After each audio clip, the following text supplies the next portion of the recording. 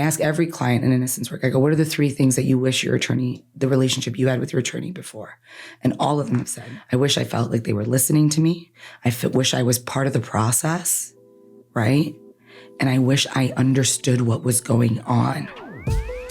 Yo, what's up, everybody? You listening to the What I Know Now podcast about life inside the juvenile justice system and what it's like to turn things around after. I'm Bilal, and I've been through it. And my name is Cole Williams. I am an advocate, a father, and I entered into the Juvenile Detention Center because my son was there.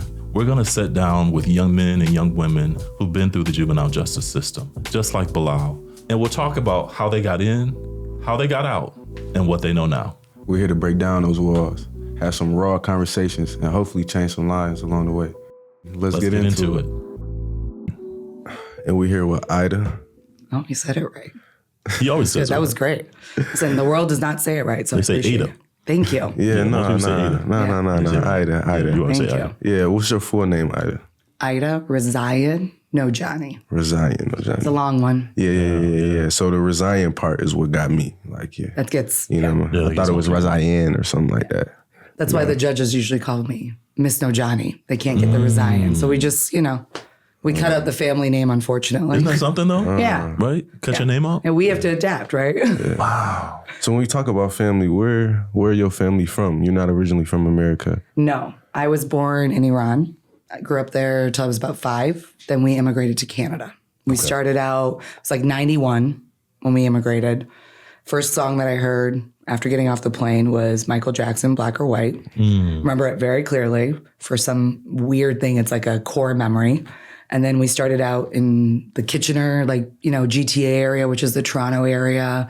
Then in 93, we moved to Sarnia, which is on the other side of Port Huron. So border city. Okay. Yeah. Okay. So what brought you to Grand Rapids? My journey to Grand Rapids started with my journey to the United States, which was for law school. I got accepted into Cooley, and I was kind of deciding what campus to go to. So I decided on the Lansing campus. That's really my first interaction with the U.S., like a core interaction. Then from there, I came to Grand Rapids because I was offered a job here to do my master's in law at the clinic that was at the law school here at the time. So my journey to Grand Rapids was not academic related. It was very professional related. I had never visited the city before, didn't really know what it had to offer. And when they presented me an opportunity to do my master's as a fellow, I said, let's do it. Yeah. Let's see what happens next. Wow. At the time, I was serving pizza at my parents' pizza place. So How old were you?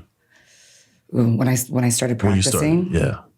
I graduated 2013. Age is like such a weird thing for me. Graduated 2013 from law school. Started law school in 2009. So I was in my, I'd say, late 20s, early 30s when I started practicing. Okay. Like I stuck at 31. People ask me now, I still tell them I'm 31. Yeah. That's the age that I don't know. It's Sounds just good the to me. place to be. Okay. So young, late 20s in the field. Tell us what you do. Yeah. So I'm seeking my next, what I call professional crush. Okay. I like that. Yeah. It's just the next opportunity that is in line with what feels the same way you would feel when you meet someone for the new time, or that crush feeling. So that's what I'm seeking. Okay. And a lot of it comes from just learning so much in my career experiences and my journey that made me kind of step back and go, there are certain things I know for sure I want to feel and experience while I'm doing this job. Okay. And now it's the time to find those places that allow you to do it in a way that rewards you and that what I say is feeds your soul. Okay. Right? Did you have that same concept when you first started? As a public defender? As a public defender, yeah. No. I had a completely different mission. Because that's really important, right? Especially when we talk about that we serve young people that are involved in the juvenile justice system, right? And so this idea of how do I become something I don't see? I mean, you just talked about something I hadn't ever really thought about. How do I show up with something that is connected to what you feel like when you have a crush? Yeah. So can you talk to us a little bit about how were you when you first started versus what you have? How did you get to that point? So I still don't have any lawyers in my family.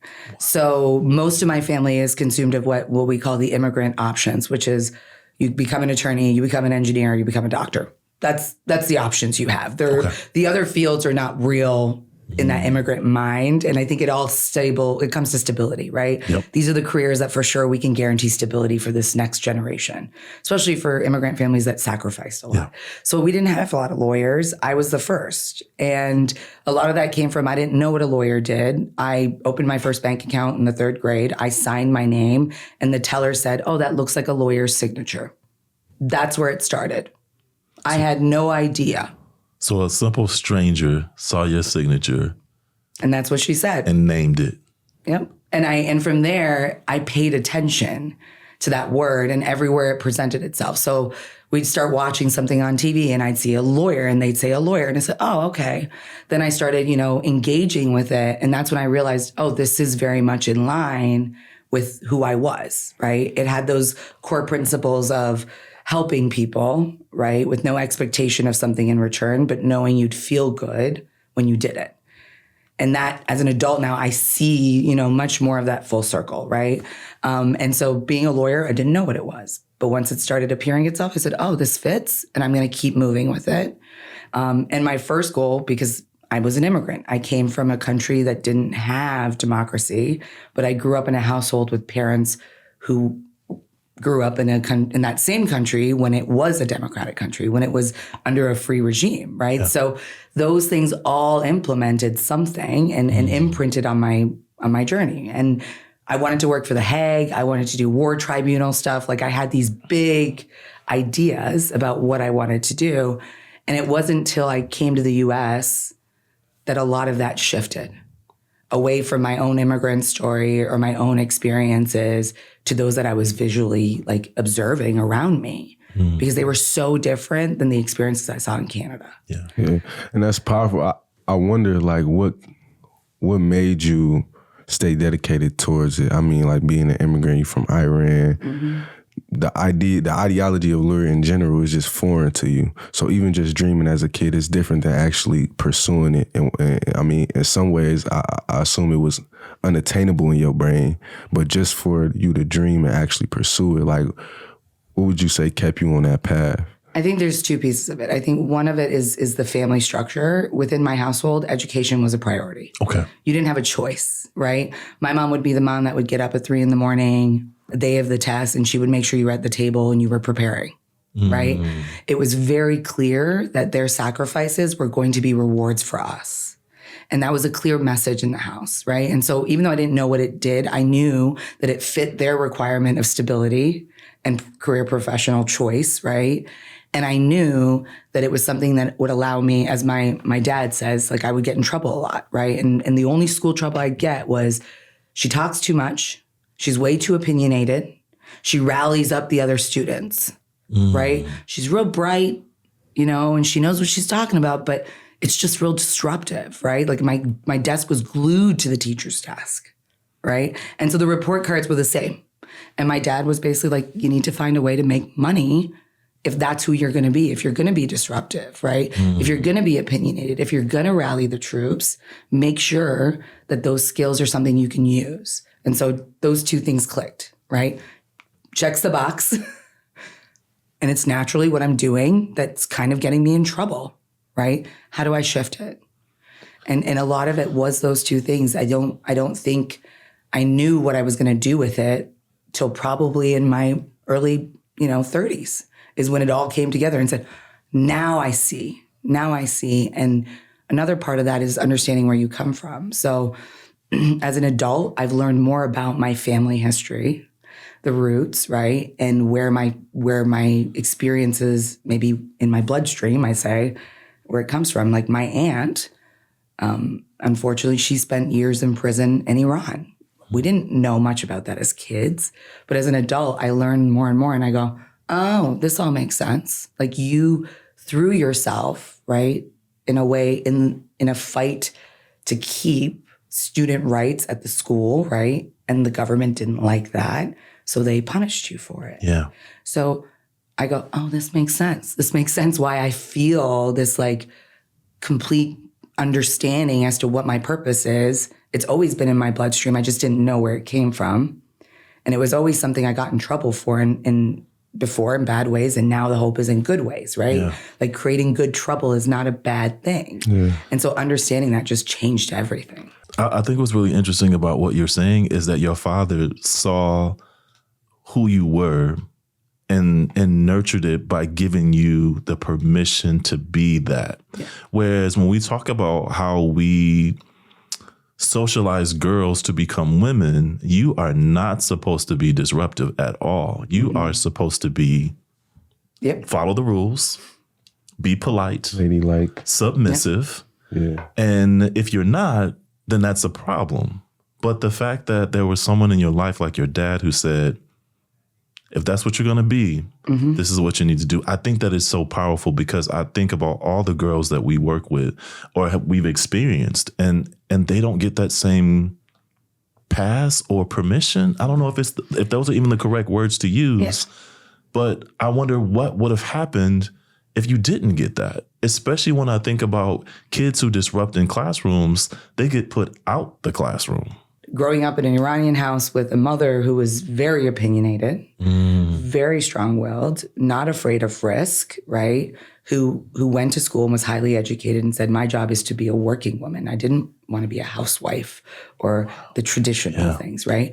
And my dad was someone who was very aware of that and said, that's where you're bred from. If you look at where your genes come from, it's what makes you, right? So my dad understood. His sister had these bloodstream. He sees his wife has this bloodstream and he's like, we got to figure it out, right? Like we can't be like, oh, well, she's not going to quiet down. Not at all. Because neither of these other people quieted down, right? And so I think he was very honest with what he was dealing with. And I was always an opinionated kid. I didn't know where that came from. But for him, it was very much, we're not going to change it. So you better figure out a way to make this work for you. Because if it doesn't, then you're going to go into this other path. And I mean, for him, it was, you need to remember the value of your voice if you're going to use it for benefit, if you're going to use it to make your life. And so that's very rooted for me. And then you don't learn these things right away. No. Like, trust me, in my 20s, if you asked me, I'd be like, no, it was crazy. Now I get it. Yeah. I get the value of it. One, because when I moved to the US, people didn't know where they were from. I've always known where I'm from. So when I'd ask people and they would be like, well, I'm from Maryland or I'm from, Chicago. I'm like, no. Like, where are you from? And that's what in Canada, when you ask, even if the person is born there, raised there, they still know their lineage. So it wasn't a weird question. Yeah. Here it's a weird question. And I didn't know that. I was ignorant to that. So they'd be like, no, I'm from Maryland. And I'm like, no, like your roots, like where you're from. No, Maryland. And I'm going, no, like your great-great-great-grandfather. And they're like, I don't know. Yeah, and that's when it clicked. And that make me think, because I know you said a lot of your influence to become a lawyer, and even to go to school for it, was your family. But when you got to America, it shifted. Yeah. Can you explain or expand on that? Yeah. So it's those experiences where I didn't recognize where people understood their roots. And I said, I know the value of that now and how much it means and how much of me is that. Right. And so I started learning. Right. So in Canada, when you go to university, and this is something I've learned now, I didn't know it then, we're theory based. So every educational experience you have is based on some rooted theory and applying that rooted theory into the world or exploring new theories, right, on how things work. Here, it wasn't theory. It's very practical, right? You take criminal justice, you're learning criminal justice. That's it. What is the process? How do we do the A, B, C, and D to get to this result? In Canada, I took things like penology, the study of the prison system. What forms of prison systems result in better outcomes of rehabilitation? What form of prison programming? I ask people to criminal justice, I go, have you ever studied penology? And they go, what's that? So those experiences made me go, oh, you're coming at it in a completely different way, right? My first law school class, I walk in, it's the first time in my life that I see segregation. Wow. And it's natural, right? Because sociology tells us we are likely in new spaces to go towards those that we feel we have a common relation with. So what's the first thing that you see when you see somebody? Skin. So you're more likely to attract to that group. So you feel there's an automatic thing that you can be relate to one another about. In Canada, we're all different, right? I say now we chose to immigrate here people got kidnapped and brought here, right? Yeah. So there's a difference of that understanding. So in Canada, there was a mixture. Everybody looked different. Everybody sat next to each other. The commonality that we all had was that we were immigrants, right? That was our common root. You understood when the dishes smelled different and looked different because everyone's was different. Here, it's based on this, right? And people would sit in those groups and I was like, I don't know where to sit. I'm 100% something and I don't know where to sit. Because I'd never had to make that choice. And that's what I define as my experience of segregation, right? Is me having to choose where I fit instead of being part of all, right? And so I sat in the middle seat, in the middle row of every class that first year. Wow. I didn't care who sat around me or who was there. That's where I sat because that, to me, that felt the safest, right? And so those experiences, I said, I need to understand why it's this way and why it's so different. I'm not saying racism doesn't exist in Canada. I'm not saying segregation doesn't exist in Canada. What was different is that people still held on to their cultures and their languages. Like we weren't allowed to speak English at home. Mama said you can speak English at school and with your friends. We don't speak English at home. That's why I speak Farsi still, right?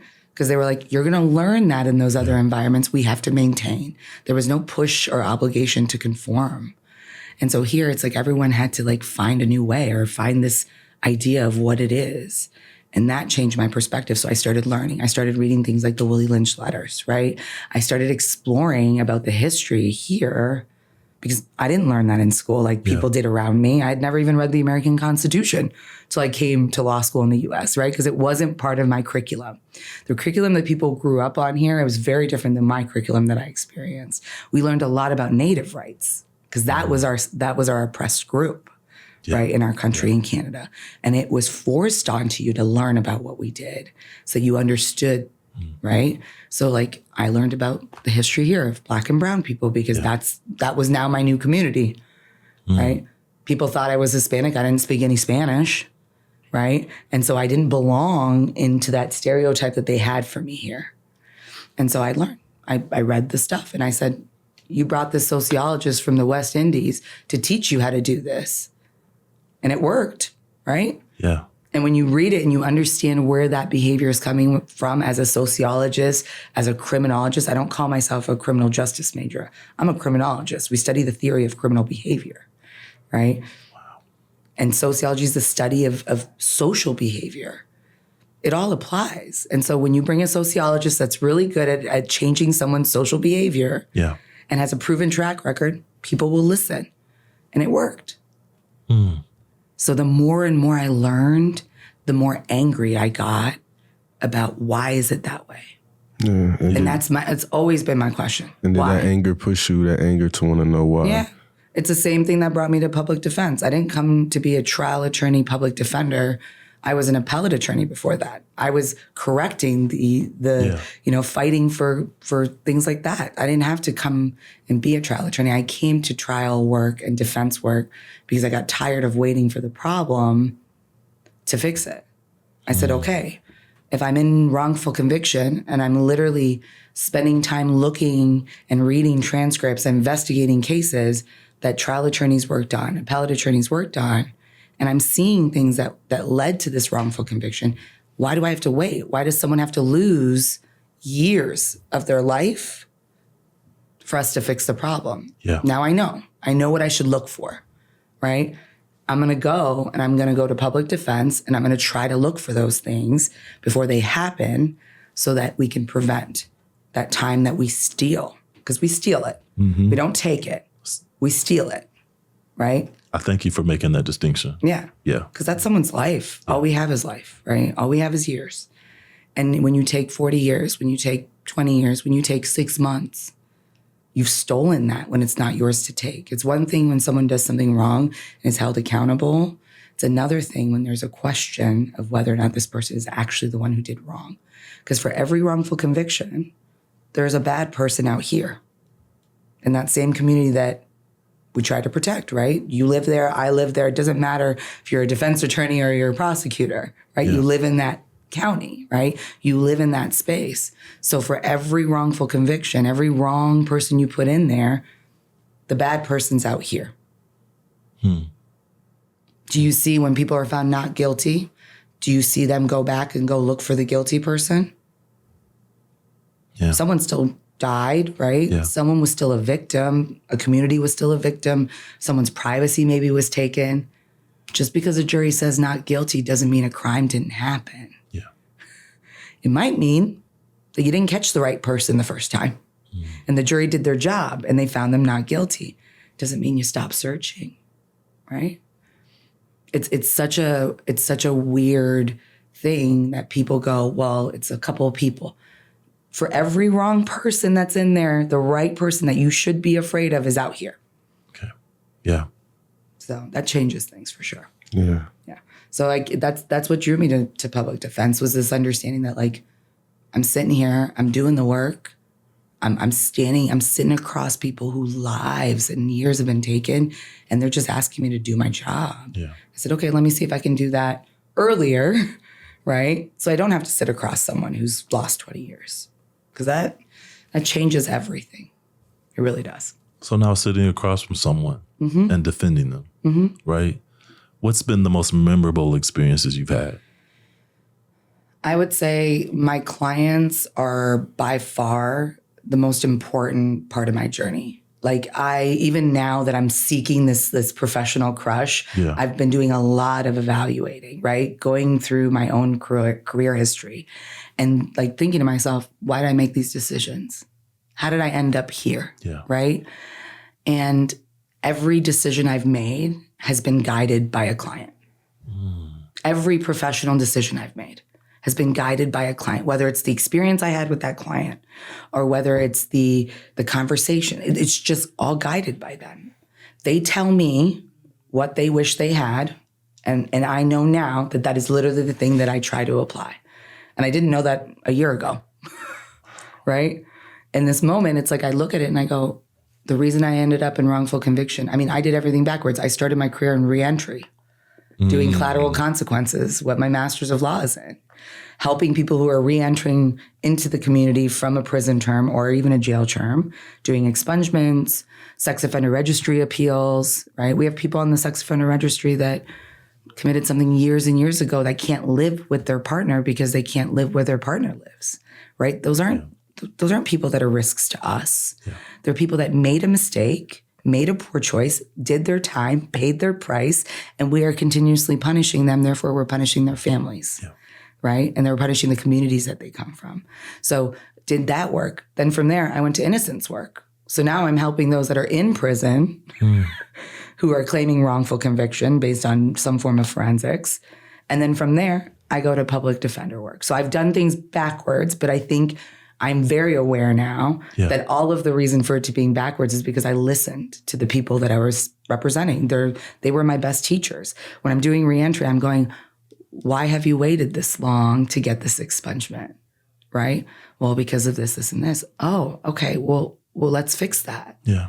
Right? When I'm in innocence work, I'm sitting across and, well, why didn't the officer do this? Why didn't your attorney do this? I ask every client in innocence work, I go, what are the 3 things that you wish your attorney, the relationship you had with your attorney before? And all of them have said, majority, right? I wish I felt like they were listening to me. Wish I was part of the process, right? And I wish I understood what was going on, right? Makes sense. It makes sense because it's your life. Yeah. Makes sense. It's that person's life. It's not the attorney's life. It's not the prosecutor's life. It's not the judge's life. It's their life, and they want to know what's happening. Yeah. They want to be heard, and they want to understand where they are in the process and what their options are. So I took that, and I said, okay, every client, I tell every client, my goal is to make sure these 3 things you have, right? So I'm learning from them, and they are guiding my professional trajectory. And now I know that, right? And so now I've gone back and listened to what my current clients as a public defender have told me so that I can take that and say, okay, what am I going to do next that fits that guidance? But they are the key. I think you guys, right? When you're in the system, right? And you've experienced it, whether you've experienced it in your way of like going there and teaching, right? Or having loved ones in the system or in yours, right? An actual, direct experience. Wish people would listen, right? Am I wrong that you wish people would listen to what you had to say, what worked for you and what didn't, right? Wish people would listen taught me the language. I didn't know I didn't understand it. As a parent, give me the tools to advocate for my child, to understand the process of advocacy, right? What it looks like. If people listen to those that actually are touching, right, the experience, right? Whether they're touching the system or they're interacting with it through a loved one, we'd be much further ahead. But we do something really interesting. We blame. Mm-hmm. There's a lot of blaming. There's a lot of judgment that happens. Shame. Well, my thing is, who do you have to blame? If we're this, and I say this, hypothetically, if I'm the system, right, and I say, you did something wrong and it's my job to rehabilitate you. It's my job to find a punishment that fits the goal of rehabilitation, right, and that fits what you need. And then I dish that out to you. You go and do it, right? You do the time, you pay the price, you do the community hours, right? You do all of it. And then you recommit a crime. Who is to blame? The person, right? The system that said, I know better, right? I know the right punishment. I understand the rehabilitation. Or the person who actually lived it and didn't get rehabilitated. Maybe we should listen to them, right? Maybe we should listen to them and say, what would work better for you next time? Like, I think we've spent a lot of time letting the same people be at the table. I know that phrase is used a lot for a lot of things, but for over 400 years, the same institutions have been at the table. And the outcome hasn't been any different. And I mean, when we talk about that, I just think the whole ideology, the system is generally Christian influenced. Mm-hmm. When you talk about put your hand on the Bible before you take the stand, but you execute people. Mm-hmm. And that's, no one is the judge, jury, or executioner with a final say in the Bible, if I'm mistaken, when you talk about that. And then even on top of that, like when you talk about rehabilitation, in the prison system, I don't see much rehabilitation going on. And when you talk about the numbers and the people who are the numbers, there's not much rehabilitation. There's a lot of punishment in the system. It's accountability and punishment. Yeah, I got strong feelings about that when I just think about it. And right, who is to blame? And then shame is huge when we talk about the system. I feel like the system shames people, and that shame is very overwhelming, and it can cause things. It can cause actions, and it can cause people to act differently. So you know that like anger that you feel when you think about it, right? That's where this all stems from, right? It's this anger of like, and it's not an aggressive anger. It's more of this like fury, right? Of like, it could be so much simpler and we could have an outcome. And I look and I take that from a place of like, I've watched other places do it, right? In Canada, there is a better understanding of rehabilitation, right? We don't have the same prison. I'm not saying it's perfect. Right. I'm not saying there isn't problems, and I'm not saying that there isn't an imbalance, right, or discrimination. But how is it that country, even though with a smaller population, is able to do a little bit something different, right? And it's because of theory. So when you go back to the theory system, right, labeling theory, right? If I label you something, it is proven that you are going to fulfill that label. Right? Post-traumatic slave syndrome, right? Nobody talks about these things, right? Nobody says, well, these are bred, right? In a way, I tell my friends now, I wasn't bred for this because I didn't grow up in this country, right? So it infuriates me and makes me angry because I wasn't bred for it. But these systems were bred here, right? This idea that if you label a kid a bad kid, that kid is going to become a bad kid simply because there's no other good label, right? That's the only thing that kid is told they are. And then they pick up from everywhere else, right? Like if I go back to the example of how I became a lawyer, right? Yes. The teller labeled me an attorney, right? And I paid attention to all the signs that told me what attorneys did and who they were. If she had labeled me something else, I'd probably do the same, right? So when you label, right? If they come to you, Bilal, and say, Bilal's been in trouble, they're going to label you a troublemaker. They're going to label you a defendant, right? Yes. A criminal, a felon, right? These things, these labels carry so much behind them. So why do we do it? Why do we have, programs that go, this is a batterer prevention program. If you're trying to rehabilitate someone who's convicted of domestic violence, maybe you shouldn't call them a batterer, right? Yeah. There's power in the name. There's power in that. Yeah. And that's the part that I think is missing, is that we label things not considering how they impact people. We apply things without considering the theory that's behind it, right? You shouldn't feel like you have to enter into a system in order to come out better off, right? You should be able to be better off if you intentionally move a certain way, right? So a lot of people in situations have to enter the system to get a GED, right? Or they have to enter the system in order to get 3 meals a day. Yeah. That shouldn't be an option. You should be able to find another option that's not a system to get those necessities, right? And I think that's where that label is easier to lean into and kind of go, okay, well, if that's what I am, then what comes with that? And just lean in. Yeah. And they don't get it. I mean, you can say it to them, like, just like I said it to you. Why are we labeling them a batter if the goal is rehabilitation? Why don't we have them at the table if the goal is rehabilitation? Why aren't we talking to a bunch of individuals who have experienced being the perpetrator of a domestic violence, have been convicted, right? And have found ways to rehabilitate themselves. Let's listen to them. Nobody wants to do that, right? Why? Because they're scary. Yeah. They're criminals. They're felons. We protect victims. They're predators. They're predators, right? All of these are labels, right? Yeah. When you label, so like in the public defense, we call them alleged victims, right? Because if I were to call that person a victim, I'm giving them a label that carries something with it.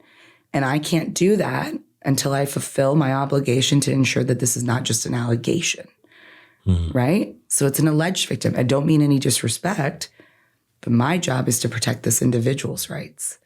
And until then, you are an alleged victim, right? Because I know the strength of that label. Yeah. If you heard that on the street, what would you say? That person's a victim, right? But if I said alleged victim, that changes a lot. So the words that we use are really important in how we identify certain people. Like when you walk in a courtroom, that person is not a defendant to me. That is my client.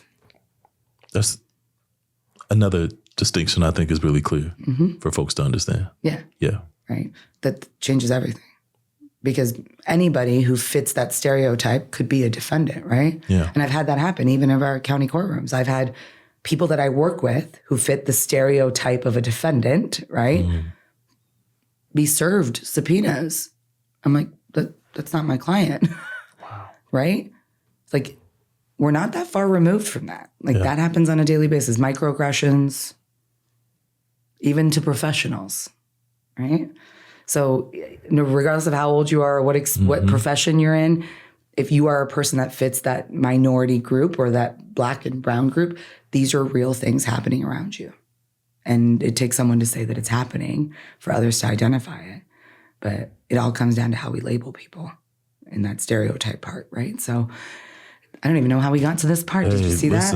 Listen, no, that was good. This is where we go. Yeah, okay. That's how we do it. So we have a list of questions, but oftentimes it's the spirit of the conversation. I think that matters. Fury you got is good. Yeah, that little.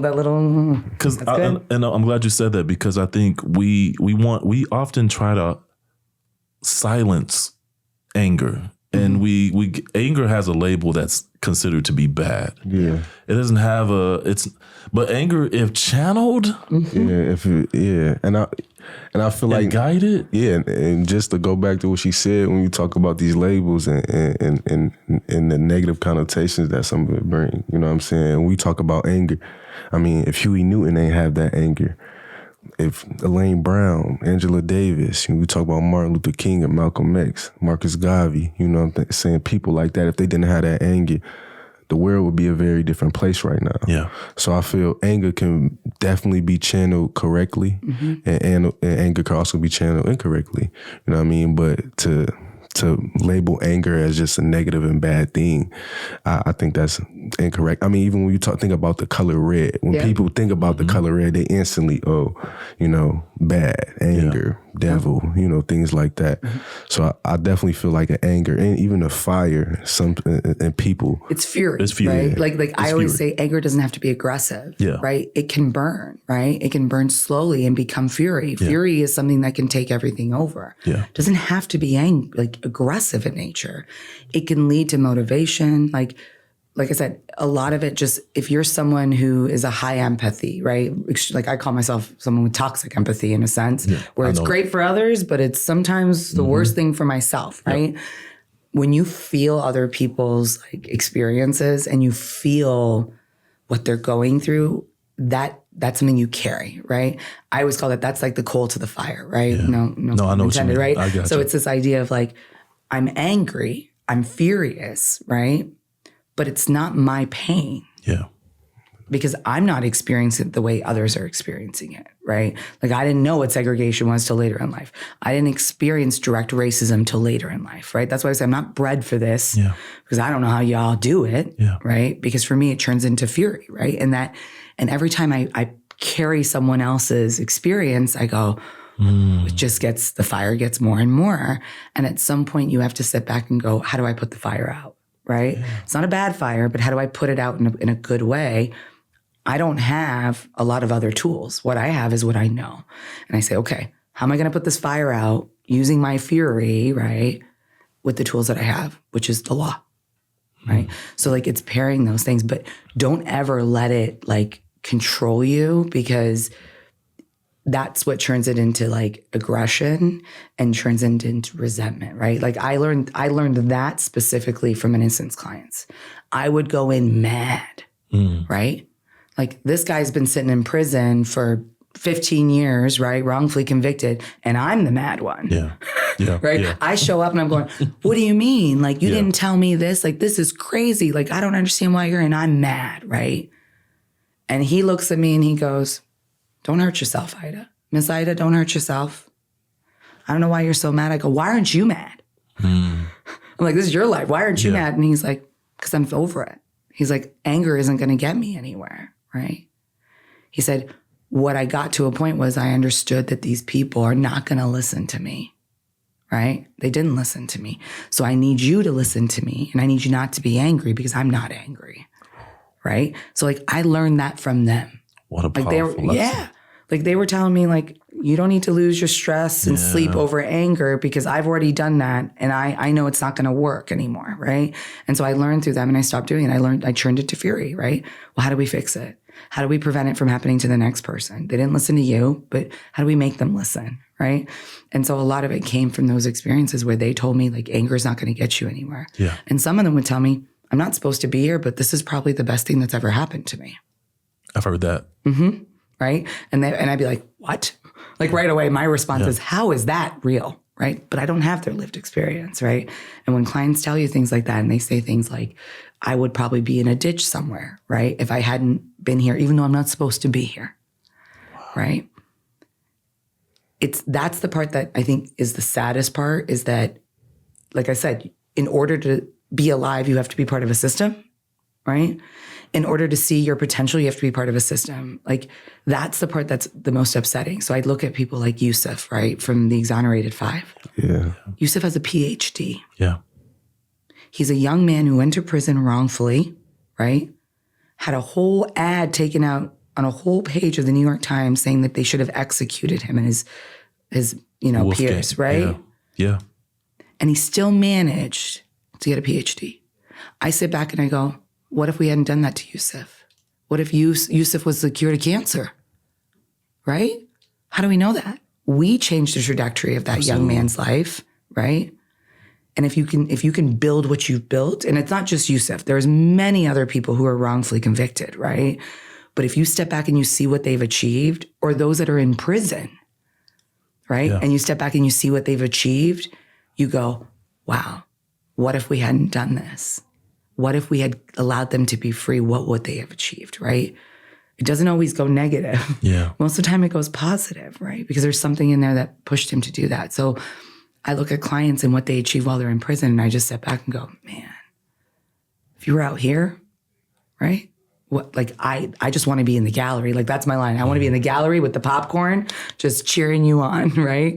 But that's the imagination. You have to sit and go, if we had not created that barrier wrongfully, where could this person have been? What could they have contributed to our community? How would they have changed the world? Because if you look at all the big changes, they didn't come out of, right? This long Yeah. lineage, right? Like most of the best innovations come out of some random person, right? With a very different lived experience goes, oh, that's important. Let me do it. Yeah. Right. Just like the names you gave, right? It comes from that spire, and it's like we've prevented that. And we could have a very different world if we listened more and didn't push for what we want to feel safe, because it's an illusion of safety half the time. Yeah. Now as you sit in this chair with all that amazing lived experience and knowledge. the knowledge and this feeling of like, okay, I now am in a place where I want to do what I feel when I'm crushing. What does that look like for you now?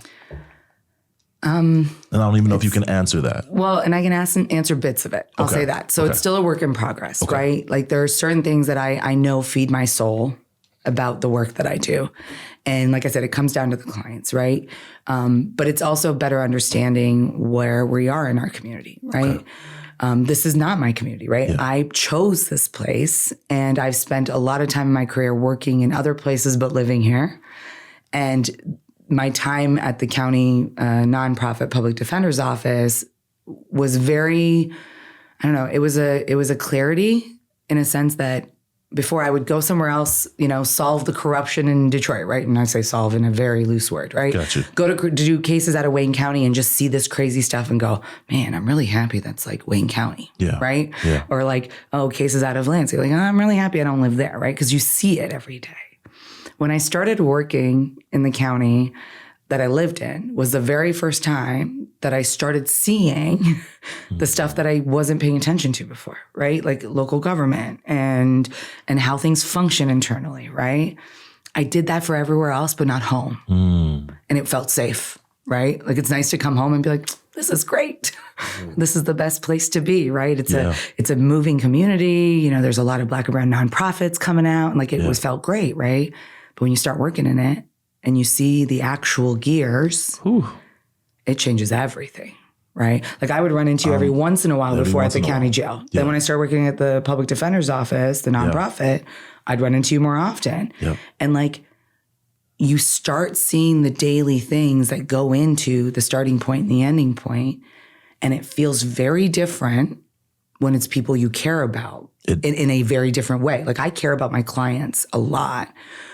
But when you got to go home and look at people or be around your, what I call my American family, and look at them and say, you live in that same community I do, and I don't know if I can answer whether you should feel safe, right? Like that changes things, right? So watching it happen in court every day, then going home or engaging in my personal life and seeing people that looked like the same people in court, or going to an event and running across someone who had just been in court, right? Because that wasn't my life here. I was a social Grand Rapids person who didn't work here. Now I'm I work here and I'm in it, right? And I'm seeing all of it. It changed a lot. And I think that's where I'm at right now, is trying to figure out how do I mend, right? That inability right now to tell people, yeah, you're safe, right? People that look like my clients. Yeah. Right. And that's different. So I think a lot of it is I'm trying to understand what this community needs, right? And that's basically my call to action for myself is really, I know I have my hand on the pulse, right? But I need to better understand what this community needs, right? Because the legal community here is a good legal community, but it is far removed, right? And like what I did by choice is like, I go to Baxter Community Center pop-up party right? Or I'd go to an event because I choose to. Like those are my spaces, but I wouldn't see people in those spaces that were doing what I was doing. And I always thought, well, I didn't do it because I didn't live in Lansing at the time, right? Or I didn't live in Wayne County, right?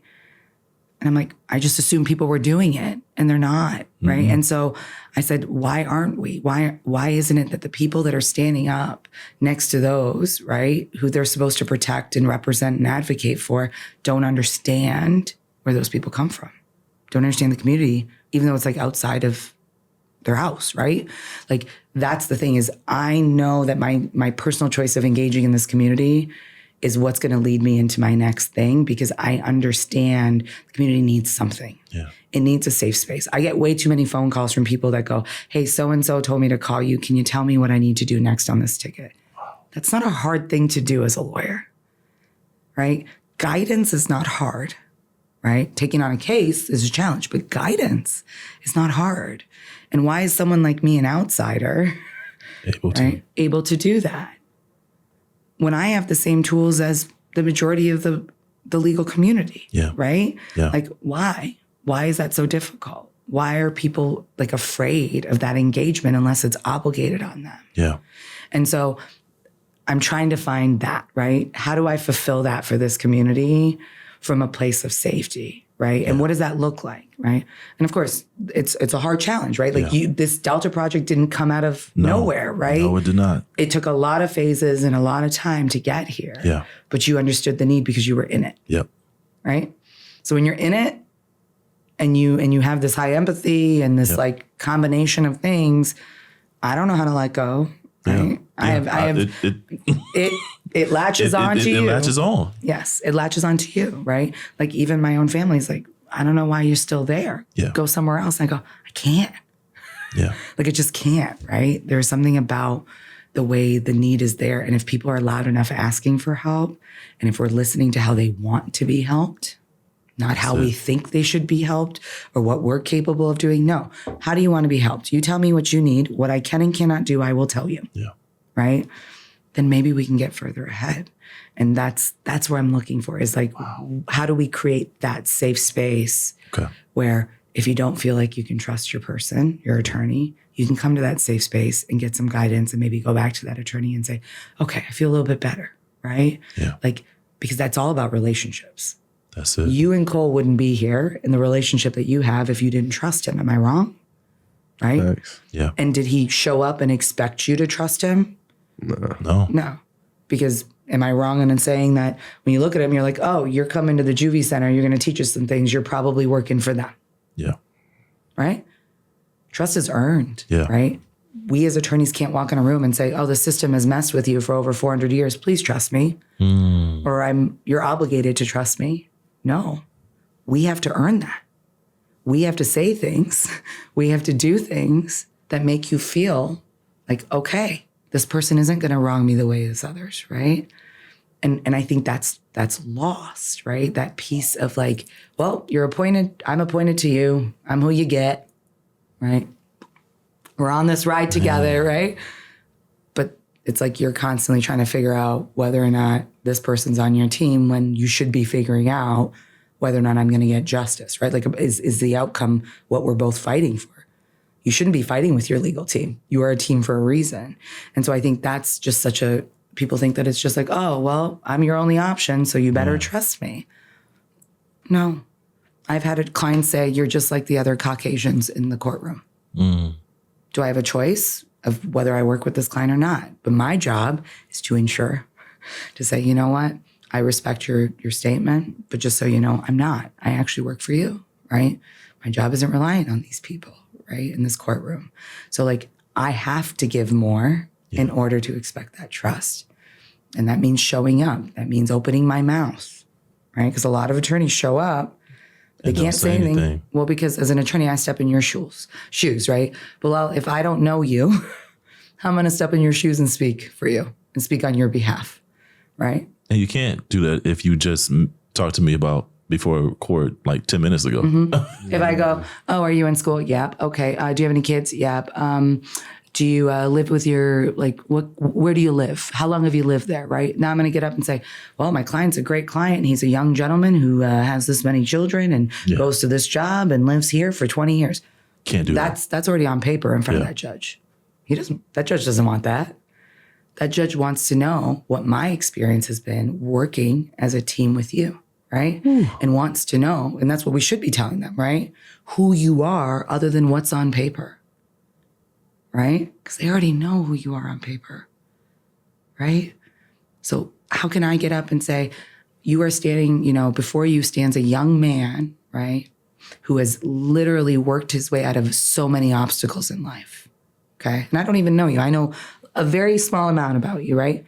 But I could say more about you right? Worked through obstacles in his life. He has learned experiences, right? And lessons. He has made mistakes and gone backwards. He has gone forwards, but he still pushes, right? When they told him he couldn't do something, he told himself he could, and he still pushed forward. And now before you, you have a young man who's in school, who has churned something, the worst thing that happened to him, into the best thing that happened to him, and is doing an internship at the Delta Project. He's ensuring he's surrounding himself with positive people, right? He has embraced religion in many forms, right? These are things that are not on paper about you. Does that change the one allegation or the one bad mistake you made that day? Yes, because that's who you are, right? That shows that judge, you give him something, he's going to push through it, right?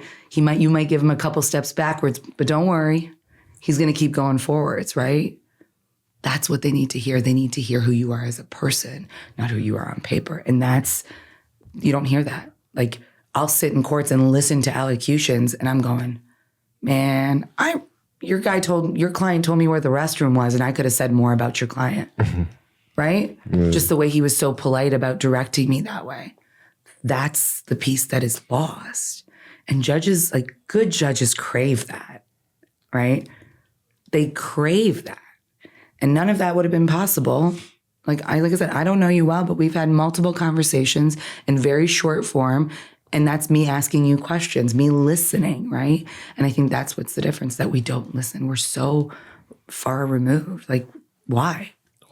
Right? I mean, even Chris Booker, right? The politician, right? Yeah. He said, you have to, like, if I'm going to help with housing, right? Project housing, yeah. I got to live in the projects. You got to know. Right? I got to live it. I got to know how hard it is to carry all my groceries up 12 floors because the elevator is always busted, right? Because then I can stand up and say, oh, okay, this is what I experienced and this is why we should change it, right? I don't have your lived experience, but what I can do is I can sit across from you and have conversations and learn from your lived experience. My clients recently taught me, if you get writted from the prison and you're here more than 3 or 4 days, you lose your bunk. You lose your stuff. I've been practicing law for 10 years, didn't know that. That changes how I practice now. Yeah. Because if you lose your stuff, that means when you get moved back, you don't know who your bunkie is. You got no TV anymore. You lost your extra blankets, the extra winter coats that you bartered for, right? Yeah. You got to start all over. And you don't even know how long you're going to be in the system at that point, right? Because you're still going through a new case. Now I know, I go, you're not written my client. If nothing is going to happen, you don't need to have him chained up by his feet and his waist and his hands, thrown into a bus, driven here, pushed into a cell, right? To do what? For us to adjourn? Yeah, yeah. That's uncomfortable. It's an uncomfortable experience. I've never lived it, but enough people have told me how uncomfortable it is that I'm going to listen. I won't do that. And I won't writ a client for that long because now I don't want them to have start over. I know from my clients and what they've shared with me, the work that it goes into establishing yourself in prison. That's a survival tactic, right? Yeah. Who am I to send my client back a couple of survival moves? Yeah. Right? It's so interesting, right? We started off this conversation with you talking about your signature and that someone saw your signature and named it. And once you got the name, you listened for it and paid attention for it, absorbed it, and then had people around you to help flourish and water that name until it became something that you now do to change the lives of the people in this community.